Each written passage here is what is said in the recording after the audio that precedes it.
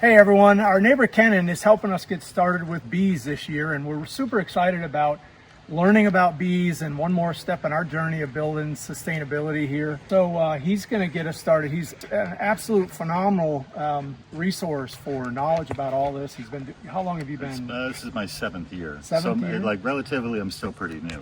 Yeah. But we've had a lot of success so far. So what we got here, these are splits that came off of my hives. We're a little bit late in the season to start new colonies where we can be bringing in honey, but we want to get these beehives going so we can have four full-size colonies next year and be in production for pollination and honey collection.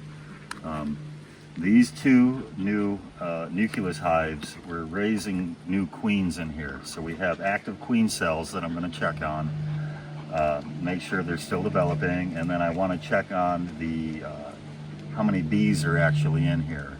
When we move these hives, it can vary depending on how much brood was in there, which is hatching out and creating new bees as the old bees die off. And I just want to make sure that we have a solid population in here. And then I'm probably going to bring some new boxes for a combination with new brood so we can actually boost the numbers of bees that we have here and then transition into larger full-size hives in the next 2 to 3 weeks after the new queens hatch. And then we'll be monitoring for when the new queens have been fully mated, and then when that happens, we got full-time colonies here we can work with. It'll take us 2 years to really get fully stabilized here. I'm hoping for production, yeah. But I'm hoping that by August we have 4 full-size hives with really healthy colonies that we can go into the winter with, and then overwinter, and then come into the spring. And if everything's good in the spring, then we'll be ready to rock pretty hard, and we'll have to maintain these colonies and be in production after that. With 4 hives, if we do well and we can maintain them, I would expect 100 pounds for the 4 hives. So that would be 25 pounds per. Okay. That would be starting. And that's really what I'm doing now. I want to make sure that each of them have a good number, a good bit of pollen and nectar that they can feed on. I want to make sure that they both still have a bit of cap brood, so we have new bees hatching out, so we're constantly replacing the number of bees.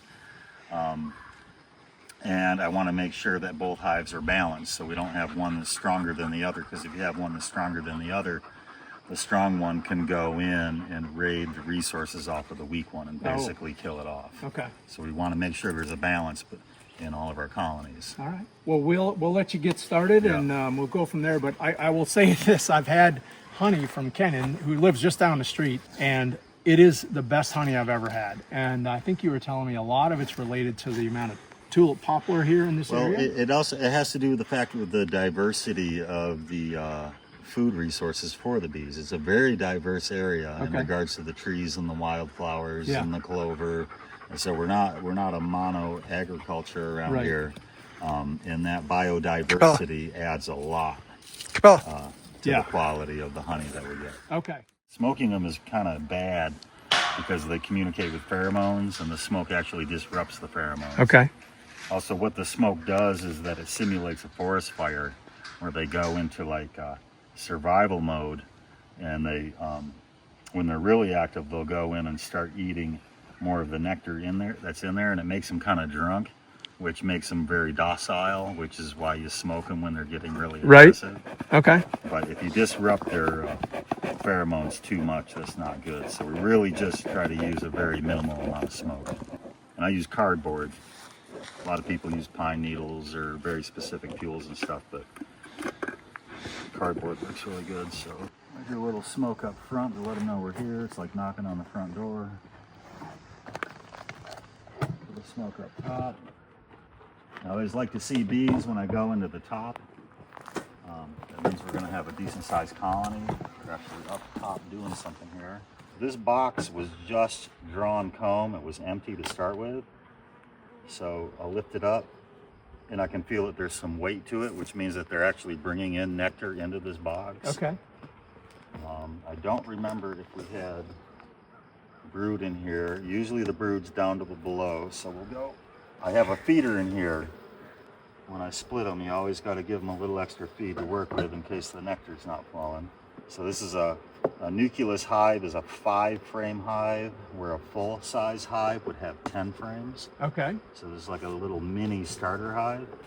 I would get stung from time to time. The problem with wearing gloves is you can't really feel what you're doing. Yeah. And you end up squishing more bees, and when you squish bees, that alerts them and it makes them angry. So like, I'll go gloveless until I get stung or they get angry or accidentally kill a few. And then if I start getting stung, I'll put my gloves on. So we got a good amount of bees in here. I don't see my queen cell. When we look at this frame right here, that's still cat brood, so there's baby bees inside of there. These are the nurse bees taking care of them.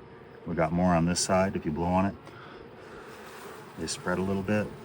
This is cat brood, so we know that we're still going to have fresh bees hatching out of there and repopulating as the other ones. And what are they doing right now? What are the bees doing on the cell? The nurse bees are regulating the temperature of the hive and basically attending to the unhatched brood. The brood needs to stay at a certain temperature in order to remain viable. So they're basically attending to the babies there. And most of our foragers are going to be out and about right now. Right, so what we see here, these bigger cells, even though they're a little smaller than what I'd normally like to see, those are basically 2 baby queens in there. Okay. Okay.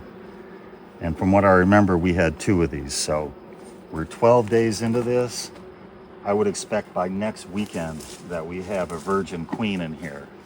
And then her body needs to harden off before, and then she'll do orientation flights, so she gets used to where she is, and she'll know where the mating grounds are. So when she goes out for her mating flight, she knows where all the drones are.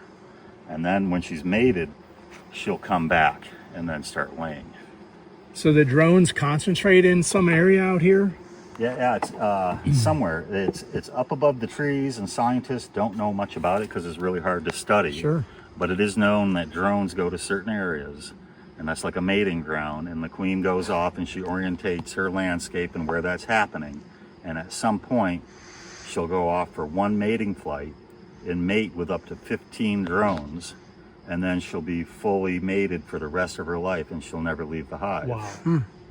So there is a variable. It depends on how well she's been mated. Could depend on how good of a queen she is. Okay. We have these smaller queen cells in here. Usually we like to see larger ones, but it's not always indicative of the quality of the queen. We can have smaller queens that have been mated really well and they got good genetics, and she'll do really good.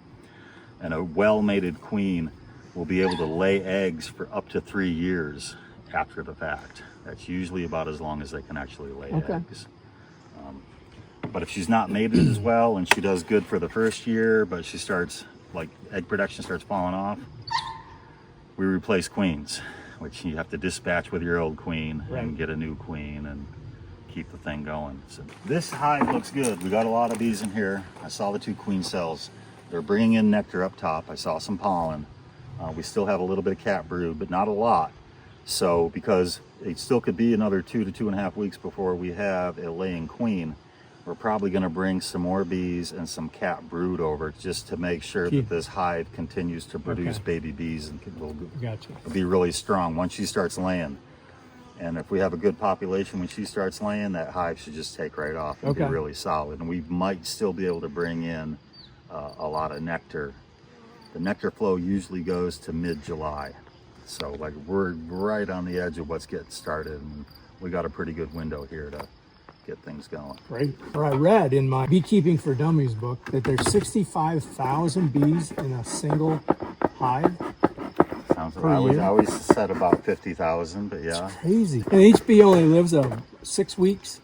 Yeah, about 30 to 35 days. Except for the queen, who except lives. for the queen, and except for the ones that overwinter, they'll go the whole winter. Okay. Because the queen will stop laying in November to about mid-July, mid-January, late January. So I'm just kind of glancing in here. We don't have as many bees in this one, but we still have a good, looks like a decent amount.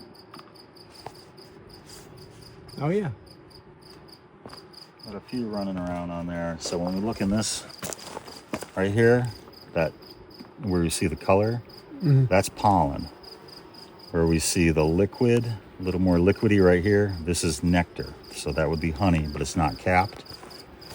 This is actual capped honey right here, but this is what I put in here previously, and it came with the frame. So this is not new. I see. When they start capping, you see we got more nectar here. Oh yeah. We got pollen here. Just a few little bees running around. But when we actually get this new nectar, it has moisture in it, so they need to take off a certain amount of moisture before they can cap it, and then they'll put a wax capping on it, and that wax will be really bright white, so you know that it's a new wax capping. Right now, these frames, these are older frames, they get dirty from the bees coming in and basically walking on them and putting dirt into the wax, and it gets darker. And you're really supposed to do new frames every 5 years, because we do have contamination from fertilizers and insecticides and yeah. all that stuff comes in here. And this came from the agricultural guy, the Virginia agricultural. So right here we've got, this is cat brood. Can't tell if that one almost looked like he was trying to hatch, because he got a little mark on the top of him, but I don't see him come out. Sometimes you can watch him come out, which is kind of fun. You see a lot there. I see some nectar. That's a capped queen cell. Oh, so yeah. Next week, this should be open, and we should have a queen running around inside of here. Okay. Again, this colony is a little bit smaller, so I'm gonna want to bring some more resources to them to boost them up a little bit. Like when I split this, these were all nurse bees. So that we didn't have any foragers. And as they get older, they start to forage, and then they start to bring in new resources. But you have to have those resources in place for this new hive until it's fully functional. So a bee changes roles in her life? Yes, yes. And that, we're talking about the female worker bee, not the male drones. Right. The drones only have one purpose. But the female worker bee, and I just had to clear this up in my own head, when they start off, and I'm pretty sure I'm right about this, they start off as a nurse bee. So they're going to take care of the baby bees and the queen. And then they become a forager. And this happens about in like 10-day increments. So like they only live to 32, 35 days. Right. So they have like 10 days in each role. And they become a forager, and they go out and they bring in the pollen and the nectar. And then they fly so much that they actually beat holes in their wings, and their wings become ragged and they can't fly as well.